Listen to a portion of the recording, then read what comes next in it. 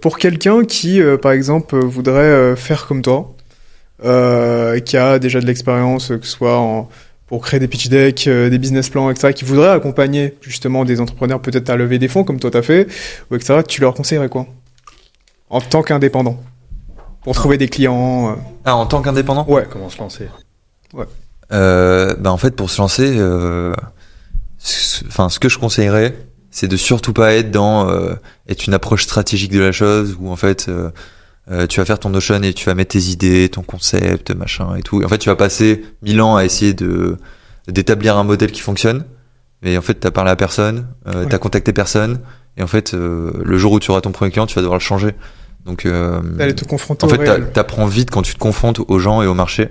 Ouais. Et en fait, c'est exactement le même process quand tu lèves des fonds. Tu vas contacter les gens et tu testes le marché, quoi.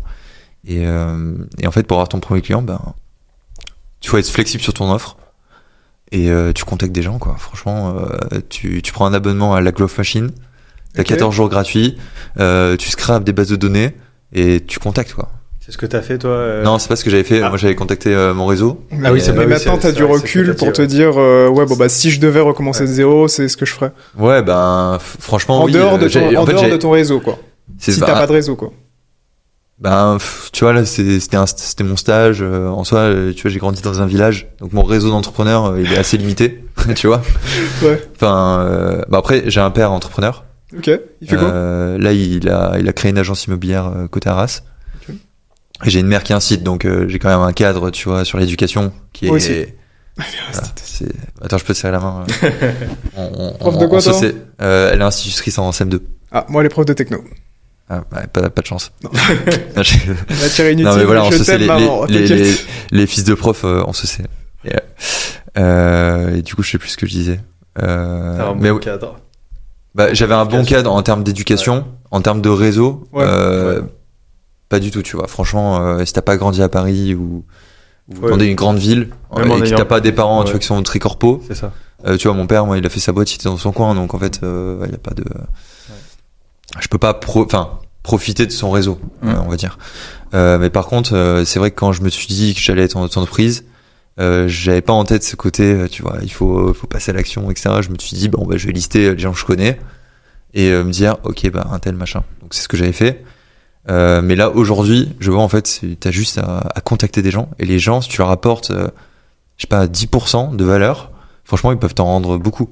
Tu vois, c'est comme ça qu'il avait commencé, puisque du coup je l'accompagnais en termes de stratégie pour qu'il puisse lancer faire du consulting là-dedans. Enfin, si tu veux en parler. Ouais, vas-y. En gros rapidement, mais moi j'étais dans le conseil aussi il y a pas moins de 3 mois et j'ai quitté parce que c'était trop corpo, j'avais pas envie de vraiment faire ça. Et donc, comme disait Boris, il m'a aidé à me lancer dans cet accompagnement pour le pitch. Et c'est vrai qu'au début, j'avais un peu cette approche de je veux vraiment structurer mon truc. Et je comptais pas avoir d'opportunité d'accompagner quelqu'un avant 2, 3, 4 mois. Et très rapidement, en fait, en participant à un event de mon école d'alumni, j'ai contacté des gens. En fait, j'ai assisté à un événement de pitch. J'ai vu qu'il y avait des possibilités d'améliorer le pitch, quoi. Donc j'ai contacté des gens, leur faisant une petite présentation où je leur expliquais qu'est-ce qui pouvait globalement améliorer les problématiques du pitch. Et j'ai eu un retour d'une des personnes que j'ai contactées, avec qui on s'est appelé 2 fois, on a pas mal discuté, et justement qui a trouvé cette approche assez intéressante et peu vue. Alors, il y a peu de gens qui le contactent, qui essayent de lui vendre directement des choses. Et ce qu'il a beaucoup aimé, c'est justement la valeur apportée derrière. D'abord, qui est, surtout. qui est directement actionnable pour lui, même si ça reste que 5% de ce que tu pourrais lui apporter. Lui, il voit directement qu'il y a du concret. Et tu t'es bougé aussi pour le contacter. Exactement. Et t'as fait de la démarche de toi-même. Ouais. Donc non, mais en fait, c'est ça, c'est la vraie force. Il faut trouver le truc en soi. Moi, c'est vrai que j'ai été pas mal aidé par mon frère jumeau, qui lui on n'a pas exactement la même personnalité, mais lui, il a un côté où moi, j'avais du mal à passer à l'action. Et lui, pour le coup, il était full action. Lui, c'est le bourrin. Ouais, bourrin. Justement, lui, il réfléchit pas du tout. Marrant, alors que moi, j'étais en mode, d'abord, je vais réfléchir, machin. Mais j'ai pas mal changé, tu vois, là-dessus. Ouais. T'aurais dû le ramener, ça aurait été drôle de voir le contraste, ça aurait pu ressembler. Et en fait, quand c'est peut-être lui, le jumeau, là. D'ailleurs. Ouais, en fait, plot twist. en fait, lui, donc, pendant qu'il était en prépa ECE, il était très bon en maths, donc du coup il s'est dit en fait pour réviser les maths je vais donner des cours à des prépa ECE de sa classe ou enfin je veux dire de la même année. Et en fait il a fait comme ça et il a contacté franchement moi je me rappelle ça m'avait impressionné à l'époque où je me suis dit ah putain il est passé à l'action mais genre direct il a contacté des gens pour essayer de mettre dans des groupes tu sais de prépa et tout genre en mode oui mon petit frère cherche tu vois des infos il aimerait poster un truc est-ce que tu peux me donner quelqu'un qui a l'accès machin et tout. Et en fait, il a posté dans des groupes de prépa comme ça. Et genre, il avait 16 élèves, quoi. Je sais pas, 16 élèves et il vendait à 30 € de l'heure. C'est pas mal en prépa. Et il a financé son école comme ça. Non, mais en vrai, quand on revient à ça, c'est à peu près partout dans tous les domaines. Moi, quand je faisais à un moment donné des prestations de ghostwriting, donc c'est-à-dire que j'écrivais à la place de personnes des articles ou de l'aide aux mémoires, etc. Bah, pour mes premiers clients, c'est comme ça. Hein. J'ai trouvé des mecs qui avaient pas du tout envie de se faire chier et donc qui avaient besoin de quelqu'un pour ça et ouais, clairement. Et en fait, je pense qu'il y a des marchés qui sont plus simples, tu vois, pour trouver des clients. Quand t'es prof de maths, mon frère, il a eu que des 20, tu vois, aux épreuves de maths. Pas moi. et donc, en fait, t'as tellement une demande qui est forte.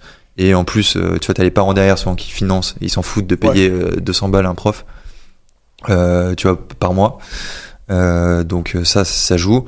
Pour la levée de fonds c'est pareil en fait nous on n'a pas eu besoin de prospecter parce qu'en fait il y a beaucoup plus d'entrepreneurs qui veulent lever que d'entrepreneurs qui lèvent donc en fait il y a un rapport de force.